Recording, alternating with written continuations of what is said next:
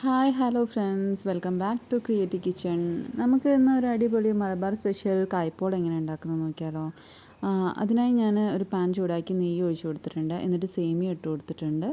നമുക്ക് ആ സേമിയ ഒന്ന് ജസ്റ്റ് ഒന്ന് വറുത്തിട്ടെടുക്കാം. ഇനി നമുക്കതൊന്ന് തിളപ്പിച്ചെടുക്കണം. നമുക്ക് അതിന് വേണ്ടിയിട്ട് കുറച്ച് പാലും പഞ്ചസാരയും ഇട്ട് കൊടുത്ത് നമുക്കതൊന്ന് വേവിച്ചെടുക്കാം. ഒന്ന് വേവിച്ചെടുക്കുമ്പോഴത്തേനും ഞാനൊന്ന് പഴം കട്ട് ചെയ്തെടുക്കുന്നുണ്ട്. പഴം ഞാൻ ചെറിയ ചെറിയ കഷ്ണങ്ങളായിട്ടാണ് കട്ട് ചെയ്തെടുക്കുന്നത്. ഇനി നമ്മൾ ആ വേവിച്ചെടുത്ത സാധനം നമ്മൾ വേറൊരു പാത്രത്തിലേക്ക് മാറ്റുന്നുണ്ട്. ഇനി ഞാൻ വേറൊരു പാൻ വെച്ച് ഞാൻ നെയ്യ് ഒഴിച്ചു കൊടുത്ത് പഴം വാട്ടാൻ വയ്ക്കുന്നുണ്ട്. പഴം ഇട്ട് പഞ്ചസാര ഇട്ട് ഞാനൊന്ന് നന്നായിട്ടൊന്ന് വാട്ടിയെടുക്കുന്നുണ്ട്. ഇനി അതിനകത്തേക്കുള്ള മിക്സ് നമുക്ക് റെഡിയാക്കാം. 4 മുട്ടയാണ് ഇവിടെ എടുത്തേക്കുന്നത്. 2 ഏലക്കായും പാലും ഒഴിച്ചു കൊടുത്ത് കുറച്ച് പഞ്ചസാര ഇട്ട് കൊടുത്ത് നമുക്കൊന്ന് മിക്സിയിൽ അടിച്ചെടുക്കാം.